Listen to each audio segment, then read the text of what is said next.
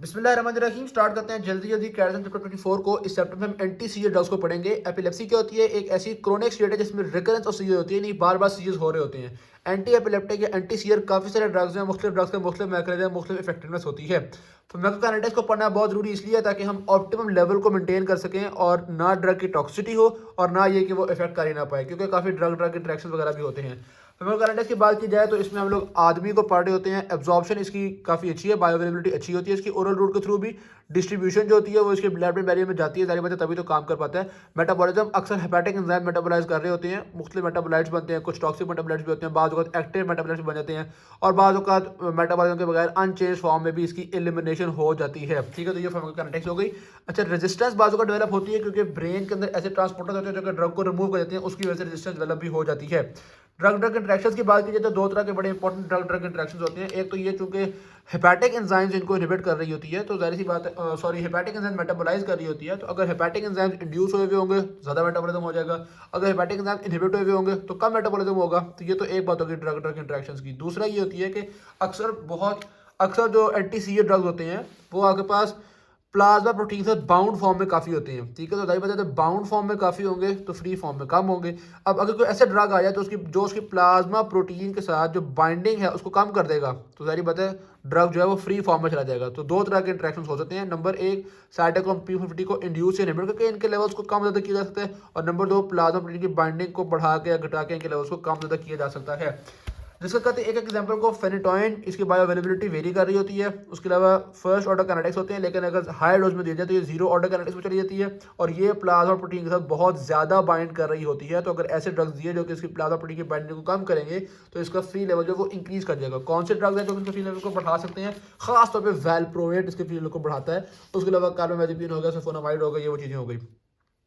इसका एक छोटा भाई फॉस्फेनेटोइन भी होता है। कार्बामेज़ेपिन के बारे में भी वही सेम बातें हैं कि चूंकि साइटोक्रोम P50 को मेटाबोलाइज कर रहा है तो इसलिए उसके इंड्यूसर इनहिबिटर के क्या एक्शन होंगे, बस एक और नाम है यहाँ पे ऑक्स कार्बाजेपिन, और मैंने आपको बताया एस्ली कार्बाजेपिन भी होते हैं। वेलप्रोवेट जो होता है ये लेवल्स को बढ़ाता है, यानी कि इसके ड्रग इंटरेक्शंस काफी ज्यादा होते हैं और ये फेनिटोइन को लेवल्स को बढ़ाता है। दो तरीके से बढ़ाता है, एक तो ये बाइंडिंग को इनहिबिट करता है, मैंने आपको पहले बताया था फेनिटोइन की बाइंडिंग को इनहिबिट करेगा जिसकी वजह से फेनिटोइन का फ्री लेवल इंक्रीज कर देगा। और दूसरा ये है कि वो जो साइटोक्रोम P50 है जो बाकी सबको मेटाबोलाइज कर रहा था उस साइटोक्रोम P50 को इनहिबिट कर देगा, सो यानी कि मेटाबॉलिज्म को इनहिबिट कर देगा। और इसके अपने जो मेटाबोलाइट्स होते हैं वो हेपेरोटॉक्सिक होते हैं, और उसके अलावा इसकी जो एक्टिव फॉर्म होती है वो वैल्प्रोएट आइन है। ठीक है, अदर ड्रग्स की बात की जाए तो गाबापेंटिन, प्रीगाबालिन, लेविट्रासिटाम और वेगाबेटिन ये सारे अनचेंज फॉर्म में निकलते हैं। बाकी जो है टैगाबेटिन और टोपिरामेट और जोनिसामाइड ये सारे हेपेटिक मेटाबॉलिज्म के बाद निकलते हैं।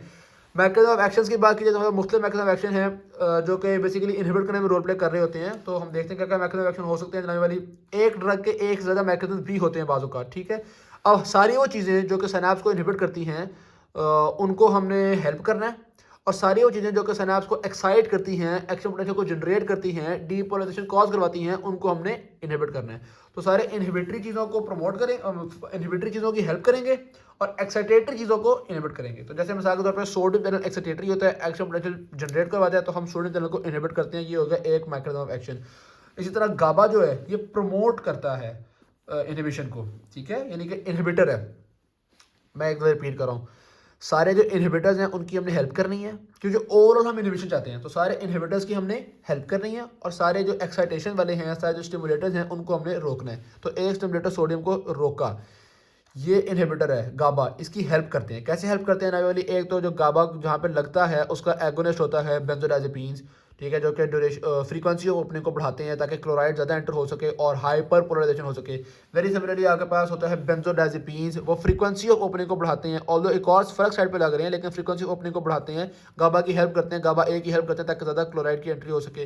वेरी सिमिलरली गाबा बी भी होते हैं जो कि पोटेशियम का फ्लक्स करवाते हैं, हम वहाँ भी हेल्प करते हैं। फिर कुछ ऐसी चीज़ें होती हैं, गाबा वापस अंदर जा रहा है तो हम कहते हैं नहीं नहीं नहीं, गाबा की तो हमें हेल्प करनी है, तो इन ट्रांसपोर्टर्स को भी हम इनहिबिट करते हैं विद द हेल्प ऑफ टैगाबीन। फिर ऐसा भी होते हैं कि गाबा को मेटाबोलाइज करते हैं, हम कहते हैं नहीं नहीं नहीं नहीं, गाबा की तो हमने हेल्प करनी है, तो गाबा पेंटेन जो सॉरी विगाबेट्रिन जो होता है वो गाबा अमाइनो ट्रांसएमिनेज को इनहिबिट करता है, कहता है नहीं नहीं नहीं, गाबा के लेवल्स को हमने इंक्रीज करना है। तो हम गाबा के लेवल्स को मुख्तलिफ तरीकों से इंक्रीज करते हैं ताकि गाबा अपना इनहिबिटरी एक्शन कर सके। वेरी सिमिलरली कैल्शियम चैनल्स हो गए, ये भी एक्साइट कर रहे थे, इनको भी इनहिबिट करते हैं, ये भी मैकेनिज्म एक्शन हो गया। ग्लूटामेट है, ये भी एक्साइट करता है, ये NMDA रिसेप्टर पे लग के एक्साइट करता है, ये AMPA रिसेप्टर पे लग के एक्साइट करता है, तो हम इसको भी रोकते हैं कि एक्साइटेटरी के, तो हम वैसे ही खिलाफ हैं। इसके रिलीज़ को भी रोकते हैं हम ग्लूटामेट के। कैसे रोकते हैं? लेविट्रासिटाम रिलीज़ को रोकता है। और ये AMP रिसेप्टर पे कौन लगता है? प्रेम्पनैल। तो इस तरह से मुख्तलिफ तरीकों से हम इसको भी रोक रहे होते हैं। अब थोड़ा सा याद करने के लिए कि कौन सा ड्रग कौन सा काम कर रहा है, तो यहाँ पे हमारे पास थोड़ी सी स्केची की डायग्राम्स थी, जिसमें ये आपके पास था फेस्टिवल। वल से याद होगा आपको वैलप्रोएट। तो वैलप्रोएट इसका मेन मैकेनिज्म एक्शन क्या था? सोडियम चैनल के थ्रू, क्योंकि आप देख सकते हैं कि सोडियम जब नीचे गिर रहा है, क्या सॉल्ट बकेट्स जब नीचे गिर रही हैं। दूसरा ये एक उस जमाने की कैब है, तो इसे आपको याद रहेगा गाबा के थ्रू भी काम कर रहा होता है वैलप्रोएट। टॉक्सिटी की बात की जाए तो इस औरत और बच्चे की याद हो जाएगा आपको टेराटोजेनेसिटी। उसके अलावा ये हाथ कांप रहे हैं, याद आ जाएगा आपको, ये ट्रेमर्स भी कॉज करवाते हैं। उसके अलावा ये गाय के ऊपर ये बना हुआ है हेपेरोटॉक्सिटी, पैंक्रियास पकड़ा हुआ है, तो ये आपको याद हो जाएगा पैंक्रेटाइटिस भी कॉज करवाता है। बंदा बहुत मोटा है तो वेट गेन याद हो जाएगा। मुंह पे हाथ रखा हुआ है, इससे आपको नोजिया याद हो जाएगा। तो ये आपके पास कुछ चीज़ें थी जो कि इसकी टॉक्सिटी में रोल प्ले कर रही होती हैं। अच्छा, फिर एक और ड्रग आपके पास टोपिरामेट। ये सारे आपके पास ब्रॉड स्पेक्ट्रम एंटी एपिलेप्टिक्स हैं। फिर आता है आपके पास टोपिरामेट। इसने टोपी सर पे पकड़ी हुई है, इससे आपको याद हो जाएगा कि भाईजान सर को खुजा रहा है, कन्फ्यूजन हो गया, ये बंदा बड़ा कमज़ोर सा है, तो वेट लॉस आपको सेम में आ जाएगा। इस तरह से आपको एंगल क्लोजर ग्लोकोमा याद आ जाएगा। ठीक है, ये चीज़ें याद आ जाएगी। मैकेनिज्म ऑफ एक्शन इसका भी, चूंकि इसने कैब वालों के हाथ में तो गबा वाला होता है, लेकिन मेन मैकेनिज्म ऑफ एक्शन इसका भी सॉल्ट की रहा है, तो सोडियम को इनहिबिट ही कर रहा होता है। सही की बात, तो ये भी मैकेनिज्म याद हो गया आपको। फिर आता है लेमोट्री जीन। ये लामा से याद हो जाएगा लेमोट्री जीन। यहाँ भी ये सॉल्ट नीचे गिर रहा है, तो ये भी सोडियम को इनहिबिट करके ही काम कर रहा होता है। इसका टॉक्सिसिटी आपके पास स्टीवन जॉनसन सिंड्रोम, ये रेड मास से याद हो जाएगा आपको। फिर लेविट्रासिटाम, और लेविट्रासिटाम जो होता है वो, उसका मैकेनिज्म ऑफ एक्शन मैंने आपको अभी बताया कि वो वेसिकल्स को रिलीज नहीं होने देता। तो ये आपके पास कुछ ब्रॉड स्पेक्ट्रम्स थे। उसके अलावा फिर कार्बमेज़ेपिन पे आ जाए, तो यहाँ भी सॉल्ट कहता है, ये भी सोडियम चैनल को इनहिबिट करके काम कर रहा होता है। कार से कार्बमेज़ेपिन याद हो जाएगा। फिर ये टोट्रक्सफेनिटोइन याद हो जाएगी आपको। इसका मैकेनिज्म ऑफ एक्शन भी ये सोडियम वाला होता है, क्योंकि यहाँ पे सोडियम गिर रहा है आपके पास। अच्छा, और फिर आपके पास ये गाबापेंटिन जो होता है, ग्रैबापेंट से याद कर लो, गाबापेंटिन। इसका मैकेनिज्म ऑफ एक्शन थोड़ा सा फर्क है। कैल्शियम से आपको याद होगा कि ये कैल्शियम चैनल को इनहिबिट करके काम कर रहा होता है। और टियागाबाइन का मैंने आपको बता दिया कि वापस ग्लूटामेट की जो अंदर जा रहा था उसको ये इनहिबिट कर रहा होता है। बेंजोडाइज़ेपिन, बार्बिटूरेट, गाबा ए को फैसिलिटेट करते हैं, वो तो आपको पहले ही पता है। थोड़ी सी और टॉक्सिटीज़ को यहाँ पे हम रिवाइज कर लेते हैं जनाब वाली। कहाँ कहाँ पे ये मुख्तलिफ चीज़ों को मैं रिवाइज करवाता हूँ। यहाँ पे आपको ये 3 जर्म नजर आ रहे होंगे। तो ट्राइजेमिनोरेल्जिया में कार्बामेज़ेपिन यूज होता है। स्टीवन जॉनसन सिंड्रोम कॉल करवाता है। SIADH कॉल करवाता है, इसकी आंखें ऐसे हैं। डिप्लोपिया कॉल करवाता है। ये ईसोनोफिलिया कॉल करवाता है। ड्रेस सिंड्रोम कॉल करवाता है। ये गिर रहे हैं जैसे बैलेंस बराबर ना हो रहा हो, तो एटैक्सिया कॉल करवाता है। तो ये मुख्तलिफ चीज़ें थी। ग्रेनुलोसाइटोसिस कॉल करवाता है। ये कार्बामेज़ेपिन की टॉक्सिसिटीज हो गई। फेनेटोइन के भी इसी तरह टॉक्सिसिटी होती है। जिंजिवल हाइपरप्लेजिया बड़ा इंपॉर्टेंट है। लूपस है, फोलेट डेफिशिएंसी है, डिप्लोपिया है, साइटोक्रोम P50 को इंड्यूस करना है, स्टीवन जॉनसन सिंड्रोम है, ऑस्टियोपोरोसिस है, ये सारा कुछ हो गया। अच्छा जी, इसी तरह से बस ठीक है, अब इतना बातें काफ़ी हैं। मिनी कार्जक में 3 उन्होंने लिखी हुई भी नहीं है। क्लिनिकल यूजेस के बारे में बात की जाए तो कुछ इंपॉर्टेंट बातें मैं आपको बता देता हूँ। टोनिक क्लोनिक सीजर्स के अंदर इंपॉर्टेंट कौन से होते हैं आपके पास? ये वाले लेमोट्रिजीन, वैलप्रोएट, टोपिरामेट। ठीक होगी बात, ये आपके पास ज़्यादा इंपॉर्टेंट होते हैं। उसके अलावा ये फेनेटोइन, कार्बामेज़ेपिन, इसके थ्रू भी हम टोनिक क्लोनिक सीजर को कंट्रोल कर सकते हैं। फोकल सीजर में मेन कौन से होते हैं आपके पास? ये कार्बामेज़ेपिन, फेनेटोइन, ये मेन होते हैं। उसके अलावा थोड़ा बहुत हम बाकी चीज़ों से भी ट्रीट कर सकते हैं। एब्सेंस सीजर में सबसे इंपॉर्टेंट आपने याद रखना नाम इथोसक्सीमाइड का। अगर ये ऑप्शन में ना दिया हुआ हो तो याद रख लो वैलप्रोएट का। और अगर ये भी ना हो तो फिर आ जाता है आपके पास लेमोट्रिजीन या लेविट्रासिटाम वगैरह। सही होगी बात। अच्छा, और अगर एब्सेंस सीजर के साथ साथ आपके पास ये मायोक्लोनिक सीजर भी मिल के आ गए हैं, तो फिर हम वैलप्रोएट या लेमोट्रिजीन जैसे ब्रॉड स्पेक्ट्रम ड्रग्स को यूज़ कर सकते हैं। क्लोनाज़ेपैम भी यूज़ होते हैं, लेकिन क्लोनाज़ेपैम से नींद बड़ी आती है यार, इसलिए क्या करें। स्टेटस एपिलेप्टिकस दोबारा बड़ा इंपॉर्टेंट रहता है। इसमें हम लोग एक तो डायाज़ेपैम को यूज़ कर सकते हैं। डायाज़ेपैम के अलावा हम लोग इंट्रावीनस फेनिटोइन को यूज़ कर सकते हैं, और उसके अलावा बारबिटूरेट्स को भी इस्तेमाल कर सकते हैं। स्टेटस एपिलेप्टिकस बड़ा एक इमरजेंसी सिचुएशन होती है, याद रखना इस बात को।